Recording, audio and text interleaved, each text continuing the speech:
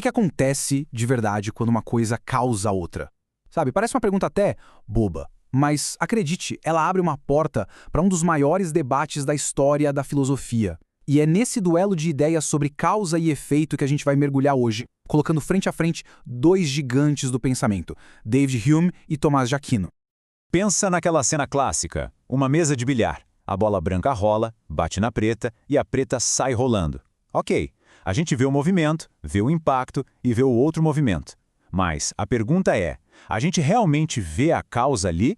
Ou será que é a nossa mente que está, preenchendo as lacunas e contando uma história pra gente mesma? Pois é, essa jogada de bilhar que parece tão banal joga a gente bem no meio de um debate filosófico gigantesco.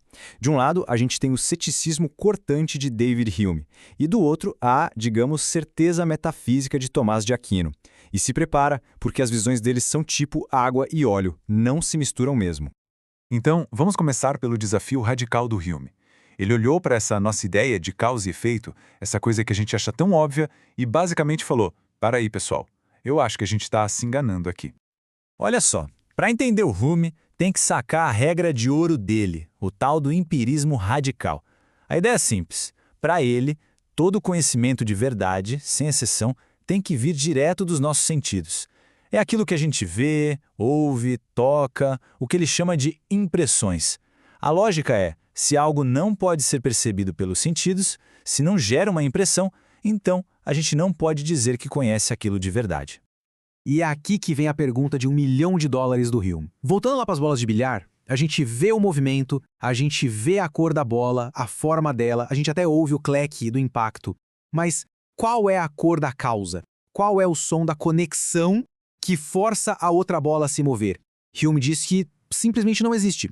A gente não tem essa percepção sensorial. E essa citação dele resume a ideia perfeitamente. A gente vê eventos um do ladinho do outro. Sabe, um acontece, depois o outro acontece. Eles estão juntados, mas não conexos. A gente nunca percebe essa tal conexão de verdade, essa força que une uma coisa à outra. Pro Hume é só isso. Um evento depois do outro. Uma sequência e nada mais. Ok, então vamos amarrar a lógica do Hume. É assim. Primeiro, todo conhecimento vem dos sentidos. Segundo, a gente nunca sentiu uma causa, uma conexão necessária. Então, de onde raios vem essa ideia de causa? A conclusão dele é que é puro hábito mental. Simplesmente isso. A gente vê a bola branca bater na preta e a preta se mover. 1, 2, 1000 vezes. Aí nosso cérebro meio que se acostuma e cria uma expectativa. A causa, então, não seria algo real no mundo, mas sim uma criação da nossa mente, um costume psicológico. Agora, vamos parar para pensar nas consequências disso. Se Hume estiver certo, então toda a base da ciência, que vive de procurar leis universais, leis necessárias, tudo isso seria só um grande hábito da nossa mente? Meio problemático, né? É aqui que entra a resposta da tradição tomista, a visão de Tomás de Aquino. Para os tomistas, o erro fundamental de Hume foi pensar na mente humana como se ela fosse, uma câmera, que só fica ali, passivamente, registrando o que os sentidos mostram. A visão deles é que a mente tem um papel muito mais ativo no jogo. Ela não é só um espectador. E aqui está o pulo do gato dessa visão. O intelecto. A mente não é um gravador passivo, de jeito nenhum. Ela é um intérprete ativo. O que isso quer dizer? Quer dizer que ela pega toda aquela informação crua que vem dos sentidos e consegue abstrair. Ou seja, ela é capaz de enxergar além do caso particular e extrair uma verdade universal, a essência da coisa.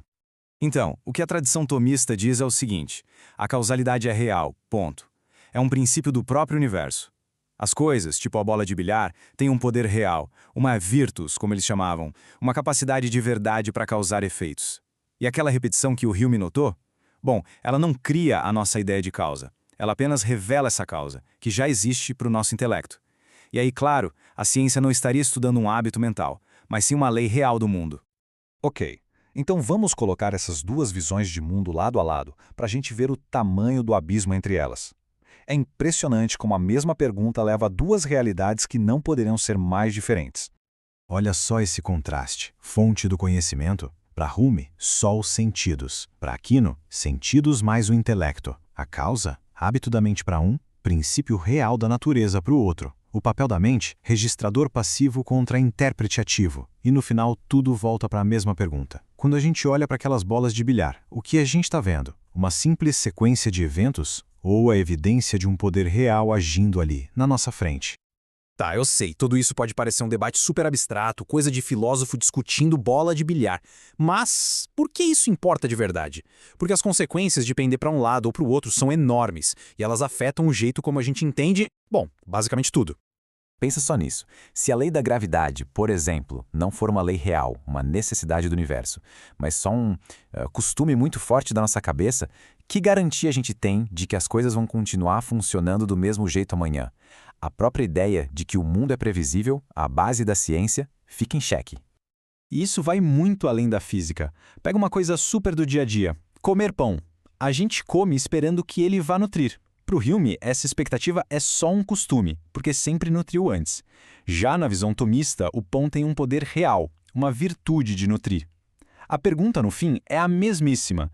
Essa conexão entre o pão e a nutrição é real? Tá lá no pão? Ou é só uma historinha que a nossa mente criou?